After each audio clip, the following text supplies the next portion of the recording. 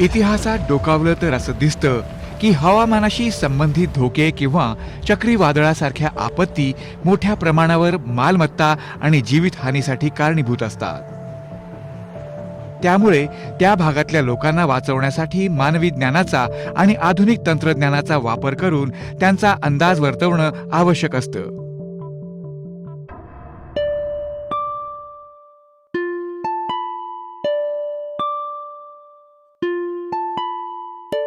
भारतासारख्या देशासाठी तर जिथं किनारपट्टीवरील प्रदेशांना अशा हवामानविषयक संकटांच्या परिणामांचा मोठा सामना करावा लागतो, तिथं तर अशा चक्रीवादळांचा अचूक अंदाज वर्तवणं जास्त आवश्यक असतं.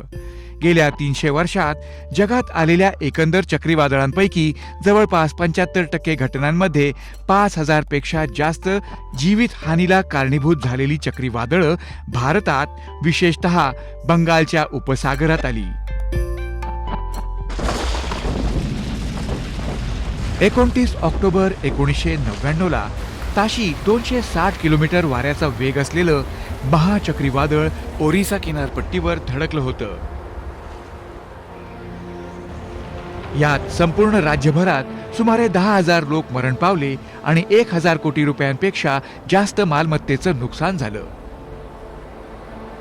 देखरेखीच्या दृष्टिकोनातून पाहिल्यास आपल्याकडे उपग्रह होते, त्यांनी आपल्याला चक्रीवादळांची कल्पनाही दिली, परंतु आपल्याकडे महासागरांच्या स्थितीची वैशिष्ट्य सांगणारे आणि चक्रीवादळाची स्थिती सांगणारे निकष त्यावेळी नव्हते.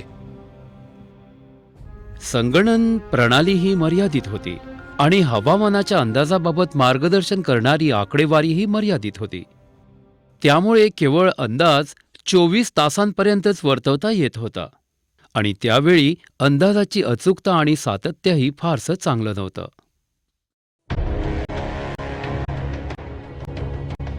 या दुर्घटनेनं देशाला हादरवून टाकलं आणि IMDवर लक्ष केंद्रित झालं. चक्रीवादळाचा अंदाज वर्तवण्यासाठी वापरलं जाणारं जुनं तंत्रज्ञान हे भारताच्या अंदाज वर्तवण्याच्या क्षमतांमधील मोठा अडथळा आहे, हे निसंशय सिद्ध झालं. 14 वर्षानंतर पुन्हा ओरिसा किनारपट्टीवर असंच मोठं फायलिन चक्रीवादळ धडकलं. यावेळी 12 ऑक्टोबर 2013ला गोपालपूर जवळ. परंतु यावेळी परिस्थिती संपूर्ण वेगळी होती. राज्य प्राधिकरणाला 5 दिवस आधी त्याची अचूक पूर्वसूचना मिळाली होती आणि त्यांनी आवश्यक कारवाई केल्यामुळे यात केवळ 21 लोक दगावले.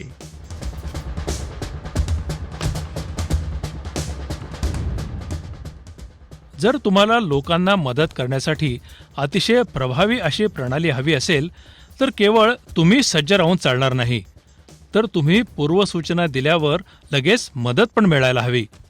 आज आपल्या संस्थाही अतिशय सक्षम आणि हवामानाचा अचूक अंदाज वर्तवणारे आहेत. त्याचमुळे तर फायलिन चक्रीवादळाच्या वेळी अतिशय यशस्वी कार्यवाही झाली. लोकांना तिथून अन्यत्र निघून जाण्याविषयी सावध करण्यात आलं.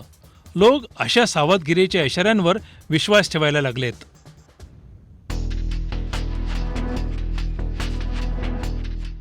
काही संस्थांनी आणखी पुढे जाऊन ताशी 300 किलोमीटर पर्यंतच्या वाऱ्यांच्या वेगाचाही अंदाज वर्तवला.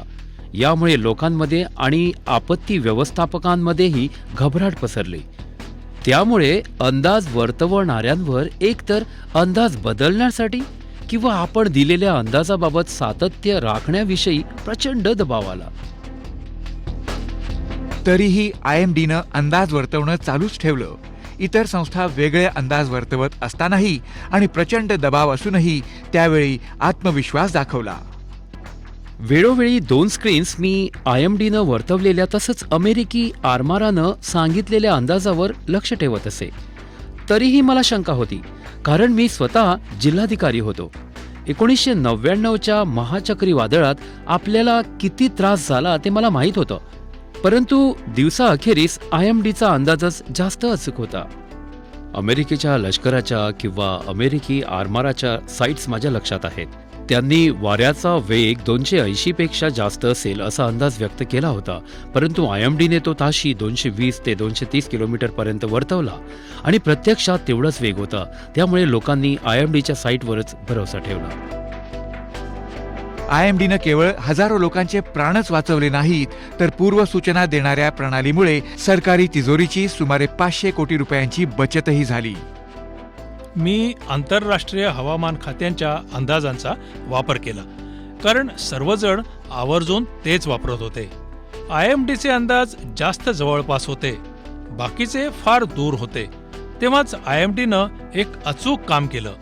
थोडीशी शंका होती, कारण 1999ची घटना माहीत होती, पण उत्साह तेवढाच होता. त्यांनी खूप काम केलं आणि शंका ठेवण्यासाठी कोणतीही जागा शिल्लक ठेवली नाही. आता आपण मासेमारीसाठी गेलो असतो ना, तर मग सर्वजण प्राणास मुकलो असतो. पूर्वसूचनेमुळे आपण वाचलो, अन्यथा मृत्यू अटळ होता. मी माझं दुकान इथं सोडून मदत आश्रय दिलेल्या शाळेत गेलो. प्रत्येक गोष्ट मला पुरवण्यात आली. मी जेव्हा परत आलो तेव्हा माझं दुकान पूर्णपणे नष्ट झालं होतं, पण मी सुखरूप आलो. हवामान विभाग आपल्या अंदाजांमध्ये अचूक होता. भारताला चक्रीवादळाचा संभाव्य धोका आहे असं वाटणाऱ्या पाश्चिमात्य निरीक्षकांच्या तुलनेत कितीतरी जास्त अचूक.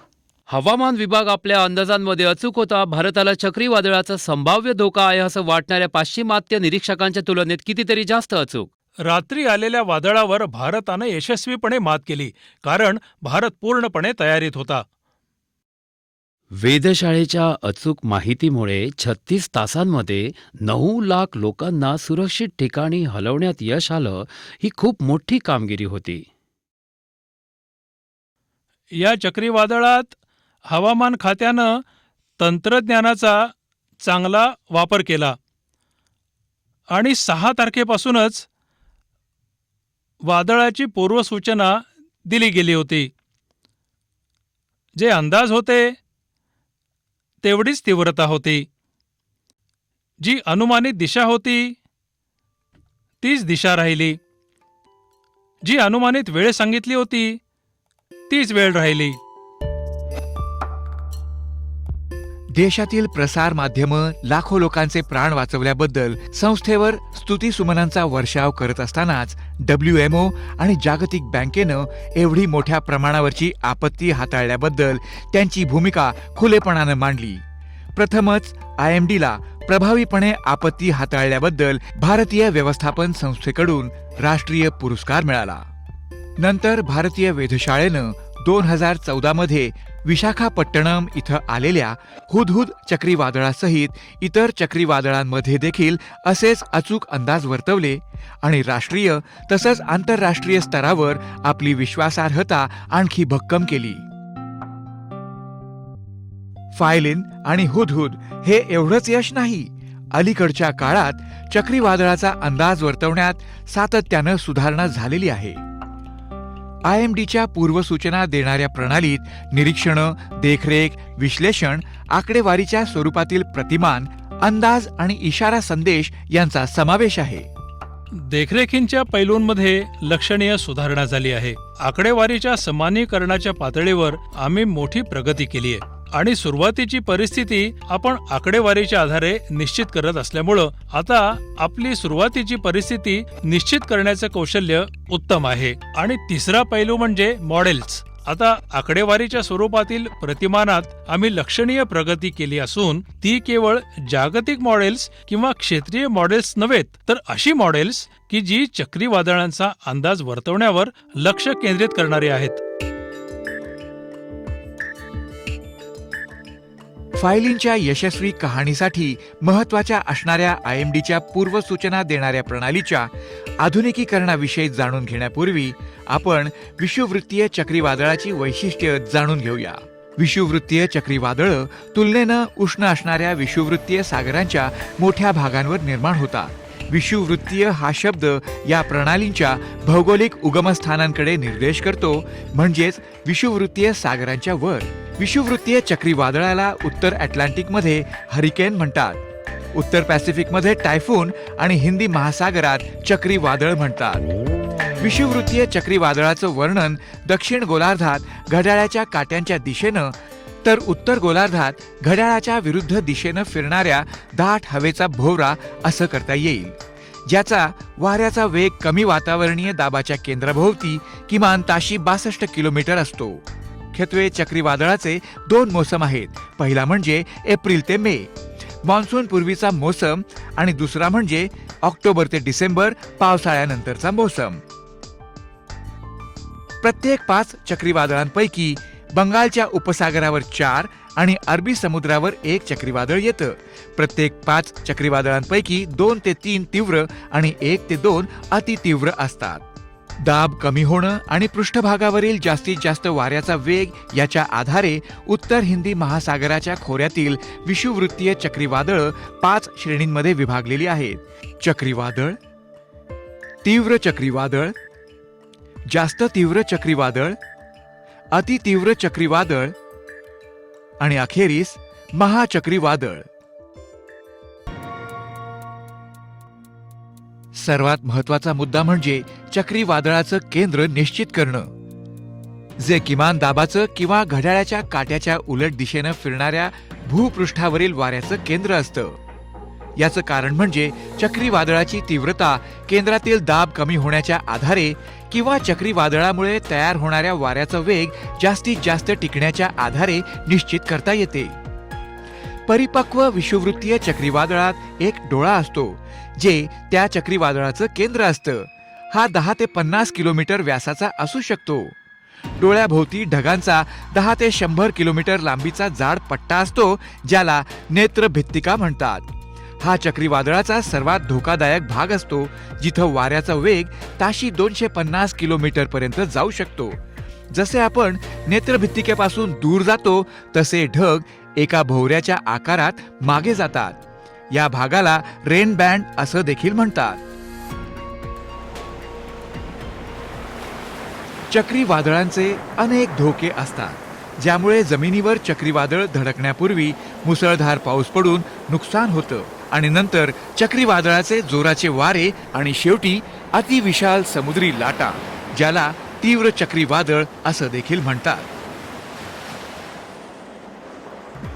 इमारती कोसळणं, झाडं उन्मळून पडणं, उडणारे अवशेषांचे ढिगारे, विजेचा धक्का लागणं, पूर, विमानांचे अपघात आणि दूषित अन्न आणि पाण्यामुळे होणारे चक्रीवादळानंतरच्या काळातले आजार हे या चक्रीवादळांचे काही परिणाम आहेत. यामुळे किनारपट्टीवरील भागात राहणाऱ्या अनेक लोकांचे मृत्यू तर होतातच, परंतु लोकांचा रोजगार आणि एकंदर परिस्थितीवरही दूरगामी परिणाम होतात आणि त्यामुळे संरचनेचं मोठं नुकसान होतं आणि त्यामुळे राज्याची अर्थव्यवस्था अनेक वर्षांनी मागे जाते.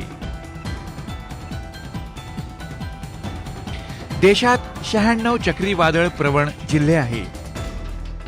चक्रीवादळाचा अंदाज वर्तवण्याची प्रक्रिया वेगवेगळ्या स्रोतांकडून मिळालेल्या निरीक्षणाच्या आकडेवारीपासून सुरू होते, ज्यामध्ये सध्याचं ठिकाण आणि तीव्रता निश्चित केली जाते. चक्रीवादळाचं केंद्र म्हणजे जे किमान दाबाचं किंवा घड्याळाच्या काट्याच्या उलट दिशेनं फिरणाऱ्या भूपृष्ठावरील वाऱ्याचं केंद्र असतं. याचं कारण म्हणजे चक्रीवादळाचा तीव्रता केंद्रातील दाब कमी होण्याच्या आधारे किंवा चक्रीवादळामुळे तयार होणाऱ्या वाऱ्याचा वेग जास्तीत जास्त टिकण्याच्या आधारे निश्चित करता येतं. चक्रीवादळाच्या केंद्राजवळ दाबामध्ये एकदम जास्त घसरण नोंदवली जाते. चक्रीवादळाच्या पूर्वसूचनेसाठी अंतराळावर आधारित निरीक्षणं ही सर्वात महत्त्वाची साधनं आहेत, कारण चक्रीवादळं समुद्रावर निर्माण होतात आणि ती शोधून काढण्यासाठी उपग्रह हे सर्वात चांगलं साधन आहे. या कामासाठी IMD 2 प्रकारचे उपग्रह वापरते: भूस्थिर आणि ध्रुवीय कक्षेतील उपग्रह. भूस्थिर उपग्रह दर 30 मिनिटांनी प्रतिमा देतं, ज्यामुळे शास्त्रज्ञांना चक्रीवादळाची स्थिती, तीव्रता आणि त्याची रचना यांच्यातील बदलांवर दर अर्ध्या तासानं लक्ष ठेवता येतं. सध्या असे 3 उपग्रह आहेत: कल्पना 1, INSAT-3A आणि INSAT-3D, जे भारतीय अंतराळ संशोधन संघटनेनं बनवलेले आणि अंतरिक्षात पाठवलेले आहेत. विषुववृत्तीय चक्रीवादळांची तीव्रता उपग्रहाच्या प्रतिमांमध्ये दिसणाऱ्या दृश्य नमुन्याच्या सहाय्यानं अंदाजे वर्तवली जाते. या तंत्रज्ञानाला ड्युरॅक तंत्रज्ञान म्हणतात. ज्यामध्ये विषुववृत्तीय चक्रीवादळाची अंदाज केलेली तीव्रता 1 ते 8 या मोजपट्टीत बसवली जाते. जसं 1.0 कमी दाबाचा भाग, 1.5 कमी दाबाचा पट्टा, 2.0 खोलवरचा कमी दाबाचा पट्टा, 2.5 चक्रीवादळ, 3.5 तीव्र चक्रीवादळ, 4.0 जास्त तीव्र चक्रीवादळ, 5.0 अतितीव्र चक्रीवादळ आणि 6.5 म्हणजे महाचक्रीवादळ. IMD ला अमेरिकी NOAA आणि युरोपच्या ध्रुवीय कक्षेतील उपग्रहांकडून आकडेवारी मिळते. यामुळे चक्रीवादळ आणि महासागरांच्या पृष्ठभागांवरील वाऱ्यांविषयी चांगली माहिती मिळते. म्हणजे ते वेगवेगळे भाग पाहतात, त्यामुळे प्रत्येक वेळी आपल्याला एका ध्रुवीय कक्षेतील उपग्रहाकडून त्याच भागाबद्दल माहिती मिळत नाही. या उलट भूस्थिर उपग्रह नेहमी तोच एकच भाग पाहतो, त्यामुळे जगभरात दोन्हींचा एकत्र वापर केला जातो. चक्रीवादळ जेव्हा किनाऱ्याजवळ रेडारच्या रेंजमध्ये येतं तेव्हा त्याचा उद्गम, ठिकाण आणि तीव्रता निश्चित करण्यासाठी रेडारच्या निरीक्षणांना प्राथमिकता दिली जाते. गेली अनेक वर्ष IMD अॅनालॉग रेडार तंत्रज्ञान वापरत आहे, पण 2002 पासून त्यांनी डॉपलर रेडार देखील मिळवले आहे. सध्या त्यांच्याजवळ 24 डॉपलर हवामान रेडार्स आहेत. ते दर 10 मिनिटांनी प्रतिमा पाठवतात आणि चक्रीवादळाच्या रचनेची माहिती सांगतात. म्हणजे यामुळं चक्रीवादळाच्या उभ्या रचनेबद्दल, म्हणजेच ते चक्रीवादळ किती उंच आहे याविषयी माहिती मिळते. हा चक्रीवादळाच्या तीव्रतेचा आणखी एक निकष आहे. त्याचबरोबर डोळ्याचा व्यास हा आणखी एक महत्त्वाचा निकष आहे, जो डॉपलर रडारमधून स्पष्टपणे दिसू शकतो. म्हणजे जेव्हा डॉपलर रडार 200 ते 300 किलोमीटरच्या अंतरावरून पाहत असतो, तेव्हा तो त्याच्या हालचाली, तीव्रता, चक्रीवादळात वाढ आणि त्याची विनाश करण्याची क्षमता किती आहे याबद्दल खूप चांगली माहिती पुरवतो. यापूर्वी केवळ पावसाचा अंदाज आणि त्या प्रणालीसोबत असलेल्या ढगांबाबतच माहिती मिळत होती. आता पावसाविषयी प्रमाणाची आकडेवारी, म्हणजे इतका पाऊस अपेक्षित आहे ही माहिती, तसंच या प्रणालीसोबत उदाहरणार्थ फायलिन, वाऱ्याचा वेग ताशी 200 किलोमीटर आहे अशीही माहिती मिळते. डॉपलर रडारमुळं याआधी उपलब्ध होत नसलेली ही माहिती मिळते. चक्रीवादळ किनाऱ्याजवळ येतं तेव्हा ते किनारपट्टीवरील निरीक्षण केंद्र, स्वयंचलित वेधशाळा आणि समुद्रातील तरंगत्या उपकरणांद्वारे सुद्धा त्याचं निरीक्षण करता येतं. भारतात मनुष्यबळ असलेल्या वेधशाळा आणि स्वयंचलित वेधशाळा यांचं मोठं नेटवर्क आहे. वेगवेगळ्या ठिकाणांहून गोळा केलेली आकडेवारी नवी दिल्ली येथील राष्ट्रीय हवामान विषयक दूरसंचार केंद्रात प्राप्त होते आणि तिथून वेगवेगळ्या गटांकडे ती पाठवली जाते. सध्या ही आकडेवारी अंदाज वर्तवणाऱ्यांकडे निरीक्षण नोंदवल्यापासून 10 मिनिटांच्या आत उपलब्ध होते, ज्यासाठी 10 वर्षांपूर्वी 3 तासांपेक्षा जास्त वेळ लागत असे.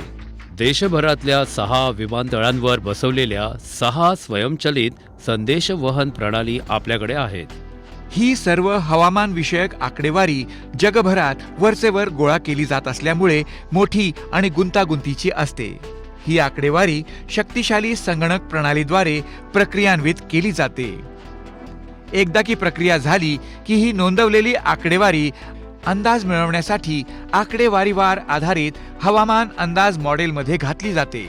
हे निष्कर्ष किंवा अंदाज प्रत्येक मॉडेलनुसार वेगवेगळे असू शकतात, कारण प्रत्येकामध्ये वापरलेली आकडेवारी गोळा करण्याची पद्धत, मॉडेलिंगचं क्षेत्र, मॉडेलमध्ये वापरलेलं भौतिकशास्त्र आणि शिवाय वियोजन यासारखी वेगवेगळी वैशिष्ट्ये असतात. वेगवेगळ्या मॉडेल्सद्वारे मिळालेले अंदाज द्विमान स्वरूपात उपलब्ध आहेत, जे सॉफ्टवेअरचा वापर करून चित्राच्या ग्राफिक्सच्या स्वरूपात रूपांतरित केलेले आहेत. यामुळे अंदाज वर्तवणाऱ्यांना एकाच दृष्टिक्षेपात अंदाज पाहणं सोपं होतं. हा अंदाज 5 दिवसांपर्यंत दर 6 तासांनी उपलब्ध होतो.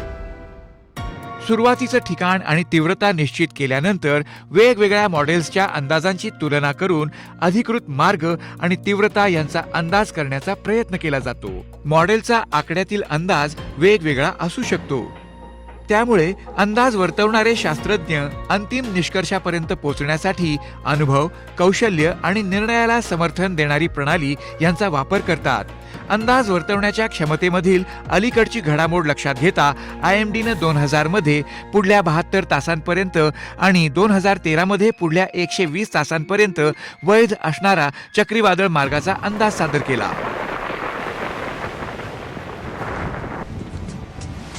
चक्रीवादळामुळे येणाऱ्या मुसळधार पावसावर उपग्रह, रेडार, स्वयंचलित हवामान केंद्र आणि ARGवर आधारित पाऊस आणि उपग्रह पर्जन्यमापकाच्या आकडेवारी संचाद्वारे लक्ष ठेवलं जातं. वादळात होणाऱ्या वाढीवर समुद्रात बसवलेल्या उपकरणांद्वारे आणि किनारपट्टीवर बसवलेल्या तरंगत्या उपकरणांद्वारे लक्ष ठेवलं जातं. IMDनं IMD nomogram Ghosh model, IIT Delhi model आणि INCOIS हैदराबाद मॉडेलवर आधारित वादळातील वाढीचा अंदाज व्यक्त केला आहे. विषुववृत्तीय चक्रीवादळाच्या बाबतीत अंदाज वर्तवणारा शास्त्रज्ञ सुरुवातीला प्रत्येक मॉडेलचा अंदाज पाहतो आणि नंतर आजच्या सुरुवातीच्या स्थितीसाठी कोणते मॉडेल सर्वात योग्य आहे याचा शोध घेतो. जर मॉडेलने आजची प्राथमिक परिस्थिती वर्तवली असेल तर ते मॉडेल उद्यासाठी आणि परवासाठी अंदाज वर्तवू शकेल असे गृहीत धरले जाते. दुसऱ्या दृष्टिकोनात हवामान तज्ज्ञ आपल्या या आधीच्या अनुभवांच्या आधारे सर्वोत्कृष्ट मॉडेल निवडण्यात आपल्या ज्ञानावर विसंबून राहतो. जर ते मॉडेल आजच्या प्राथमिक परिस्थितीपेक्षा वेगळा अंदाज वर्तवणार असेल तर त्या परिस्थिती सांख्यिकी पद्धतीनं जुळवून घेतल्या जातात. वेगवेगळ्या मॉडेल्सच्या निष्कर्षांमधून एक मत तयार करण्यात येतं. उदाहरणार्थ, चक्रीवादळाच्या मार्गाचा अंदाज वर्तवण्यासाठी अनेक मॉडेल्सची एकत्रित यंत्रणा किंवा त्याची तीव्रता सांगण्यासाठी गतिशील सांख्यिकी मॉडेल यंत्रणा. एकत्रित अंदाज प्रणालीवर आधारित एकेरी मॉडेलचा संदर्भ किनारपट्टीलगत चक्रीवादळ धडकण्याच्या शक्यतेचा अंदाज वर्तवण्यासाठी देखील वापरला जात आहे. तर मी म्हटलं त्याप्रमाणे कोणतेही मॉडेल अचूक नाही आणि कोणतेही मॉडेल सर्व चक्रीवादळांसाठी सुसंगतही नाही, हेही महत्वाचं आहे. म्हणूनच आपल्याला ती एकत्र करण्याची गरज असते. या ठिकाणी एक गोष्ट लक्षात घेणं महत्त्वाचं आहे की निष्कर्ष काढलेला अंतिम अंदाज म्हणजे शास्त्रीय यंत्रणा आणि आपलं ज्ञान यांची एकत्रित फलनिष्पत्ती आहे. हवामानाच्या अंदाजाच्या अचूकतेची चर्चा करताना आपल्याला यापैकी कोणत्याही एका गोष्टीकडे दुर्लक्ष करून चालणार नाही. अंदाजाविषयी अंतिम निर्णय झाल्यानंतर तो अंदाज सार्वजनिकरित्या आणि विशिष्ट गटांकरता मजकुराच्या आणि सचित्र बुलेटिन्सच्या स्वरूपात प्रसिद्ध केला जातो. या बुलेटिन्समध्ये चक्रीवादळाचं ठिकाण आणि तीव्रता, चक्रीवादळाचे जमिनीवर धडकण्याचे अपेक्षित ठिकाण आणि वेळ यासारख्या सद्यस्थितीविषयी तसंच मुसळधार पाऊस, वादळाच्या वाऱ्यांमध्ये वाढ, परिणाम होणारे क्षेत्र, अपेक्षित नुकसान आणि सुचवण्यात आलेली कार्यवाही यासारख्या अपेक्षित विपरीत विमानाविषयी सर्व संबंधित माहितीचा समावेश असतो. ती दर 3 तासांनी प्रसिद्ध केली जातात. ही बुलेटिन्स सामान्य लोक, मच्छीमार, शेतकरी, किनारपट्टीवर गस्त घालणारे अधिकारी, आपत्ती व्यवस्थापक इत्यादी वेगवेगळ्या लोकांसाठी वेगवेगळी प्रसिद्ध केली जातात. बुलेटिन्स संकेतस्थळं आणि इतर इलेक्ट्रॉनिक प्रसार माध्यमं जसं ईमेल, SMS आणि फॅक्स तसंच फेसबुक आणि ट्विटर यासारख्या सामाजिक माध्यमांद्वारे एकत्र केली जातात. दैनंदिन प्रसिद्धी पत्रकाबरोबरच लोकांना आणि आपत्ती व्यवस्थापकांना योग्य कारवाई करता यावी यासाठी पत्रकार परिषदाही आयोजित केल्या जातात. लोकांना कळवण्याची किंवा त्यांना त्या भागातून बाहेर काढून सुरक्षित ठिकाणी हलवण्याची गरज असेल तर राज्य आणि केंद्र सरकारं आवश्यक ती व्यवस्था करतात. चक्रीवादळाचा इशारा येताच कॅबिनेट क्षेत्राच्या नेतृत्वाखाली राष्ट्रीय आपत्ती व्यवस्थापन समिती स्थापन केली जाते. त्यामुळे आता आपल्याला वादळ प्रत्यक्ष येऊन धडकण्याची वाट पाहण्याची गरज नाही. प्रत्यक्षात वादळ येण्याच्या 2 ते 3 दिवस आधी NCMCची बैठक होते. NCMCमध्ये संरक्षण, गृह मंत्रालय, आरोग्य मंत्रालय, वीज मंत्रालय, दूरसंचार अर्थातच NDMA अशा सर्व संबंधित मंत्रालयांचे प्रतिनिधित्व असते आणि NCMCच्या या बैठकांमध्ये संबंधित राज्य सरकारसाठी सरकारही सहभागी असते, जेणेकरून त्या राज्य सरकारचे मुख्य सचिव आणि इतर अधिकारी व्हिडिओ कॉन्फरन्सिंगद्वारे भाग घेऊ शकतील. आम्ही आणि कॅबिनेट मंत्रालय परिस्थितीचा आढावा घेतो आणि राज्य सरकारची काय गरज आहे ते पाहतो. त्यामुळे आम्ही आवश्यक मदत पुरवतो. अगदी शेवटच्या लोकांपर्यंत पोहोचण्यासाठी किनारपट्टीच्या भागात राहणाऱ्या लोकांना प्रसार माध्यमातील चक्रीवादळ विषयक नियमित इशाऱ्यांद्वारे आणि दिल्ली येथील चक्रीवादळ इशारा विभागानं जारी केलेल्या SMSद्वारे आणि कोलकाता, चेन्नई, मुंबई, भुवनेश्वर, विशाखापट्टणम आणि अहमदाबाद येथील चक्रीवादळ इशारा केंद्रांद्वारे योग्य वेळी कळवलं जातं आणि किनारपट्टीच्या भागांमधील लोकांना चक्रीवादळाविषयी कळवण्यासाठी सरकारी अधिकाऱ्याची अनेकदा तहसीलदाराची प्रत्यक्ष नियुक्ती केली जाते. जेव्हा जेव्हा आम्हाला जसं SRS कार्यालयाकडून वगैरे माहिती मिळते तेव्हा आम्ही आमच्या स्तरावरही देखरेखीचं काम सुरू करतो. आम्ही तात्काळ आपत्ती व्यवस्थापन प्राधिकरणाची बैठक घेतो आणि आम्ही इतर सर्व संबंधित विभागांना बोलावतो. या ठिकाणी आम्हाला ODRAF आणि NDRF ह्यांनाही तैनात ठेवावे लागते आणि गरज भासल्यास लष्कर आणि आरमारही आमच्या मदतीसाठी येतात. फायलिनच्या घटनेचा विचार करता आकडेवारीमधील हवामान अंदाज मॉडेलनं 3 ऑक्टोबरला असं सांगितलं की अंदमानच्या समुद्राच्या दिशेनं सरकणारं दक्षिण चीनच्या समुद्रातील वादळ 8 ऑक्टोबरला कमी दाबाच्या पट्ट्यात रूपांतरित होईल. नंतर IMDनं प्रणालीवर लक्ष ठेवण्यासाठी आपली सर्व साधनं सज्ज केली. 8 तारखेलाच वेधशाळेनं ही प्रणाली अतिशय तीव्र चक्रीवादळात रूपांतरित होऊन 12 तारखेला संध्याकाळी गोपालपूरला धडकेल असा अंदाज वर्तवला. केंद्र सरकार तसंच आंध्र प्रदेश आणि ओरिसाच्या राज्य सरकारांना नियमित वार्तापत्र प्रसिद्ध केली. केंद्र आणि राज्य प्राधिकरणांनी तात्काळ किनारपट्टीवर राहणाऱ्या लोकांना तिथून हलवण्याची तयारी सुरू केली. त्यांना 5 दिवसांची पूर्वसूचना मिळाली होती आणि तेवढा वेळ लोकांना तिथून बाहेर पडण्याची सूचना देण्यासाठी पुरेसा होता. मदत आयुक्तांच्या कार्यालयानं जवळच्या पुनर्वसन शिबिरांमध्ये आणि शाळांमध्ये लोकांना हलवण्याची व्यवस्था केली. आंध्र प्रदेश आणि ओरिसाच्या राज्य सरकारांनी राज्यातील आपत्ती प्रतिसाद दळांना तैनात केलं तर केंद्र सरकारनं राष्ट्रीय आपत्ती प्रतिसाद दळ तैनात केलं, ज्यामुळे भारताच्या इतिहासातील लोकांना अन्यत्र हलवण्याची सर्वात मोठी मोहीम पार पडली. वादळ निघून जाण्याच्या क्षणालाच आम्हाला कामाला लावण्यात आलं. खास करून रस्ते पुन्हा खुले करणं, बंदर खुलं करणं, बंदरातून जहाजं बाहेर पडण्यासाठी बंदर योग्य असल्याची खात्री करून घेणं, बाहेरच्या लोकांना मदत पुरवणं इत्यादी कामासाठी. अन्नाची पाकिटं खाली टाकण्यात आली, वैद्यकीय मदत पुरवण्यात आली, स्थानिक प्रशासनाशी संपर्क केला, स्थानिक प्रशासनाच्या मदतीनं संयुक्त कार्यवाही केंद्र स्थापन केलं आणि नंतर शोध मोहीम आणि बचाव कार्यासाठी तातडीची गरज कुठे आहे याची माहिती मिळवायला सुरुवात केली. 1999च्या आपत्तीनंतर तंत्रज्ञानातील उल्लेखनीय प्रगती आणि खूप सुधारलेली आणि उत्तम प्रकारे जोडलेली संरचना यामुळे भारताच्या पूर्वसूचना प्रणालीनं खूप मोठा पल्ला गाठला आहे.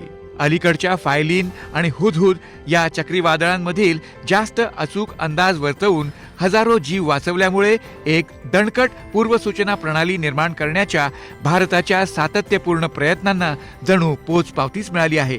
तथापि यशाकडे जाणाऱ्या मार्गाचा हा शेवट नाही. या भागातील चक्रीवादळाच्या अंदाजांमध्ये अजूनही आव्हानं आहेत.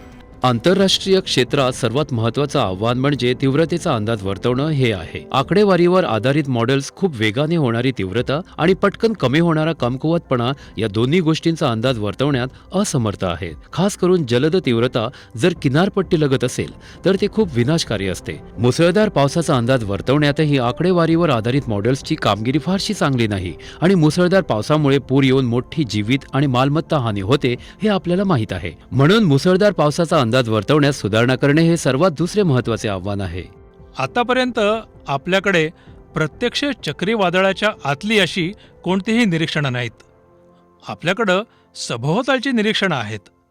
आपल्याला चक्रीवादळाच्या आतमध्ये हवेतून जाणारे सेन्सर्स पाठवणं, त्यांच्या अनेक फेऱ्या घेणं आणि निरीक्षणं नोंदवणं हे करावं लागेल आणि नंतर मॉडेलमध्ये आणखी सुधारणा करावी लागेल. यासाठी ही सूक्ष्म निरीक्षणं आपल्याला जास्त चांगल्या प्रकारे मॉडेलमध्ये एकत्र करावी लागतील, जे पुन्हा एक कठीण काम आहे. तर कार्यान्वयनाच्या हवामान तज्ज्ञांचं असं हे भविष्यातील चित्र आहे. चक्रीवादळासारख्या नैसर्गिक आपत्ती टाळता येत नाहीत, परंतु IMDची पूर्वसूचना प्रणाली आणि देशातील एकंदर आपत्तीविषयक सज्जता यामुळे त्याच्या परिणामांवर नियंत्रण मिळवणं आणि जीवितहानी न होऊ देणं शक्य आहे. पुढे जाऊन IMD अचूक आणि वेळेवर अंदाज वर्तवण्यासाठी आपलं कौशल्य आणखी वाढवण्यासाठी उत्सुक आहे.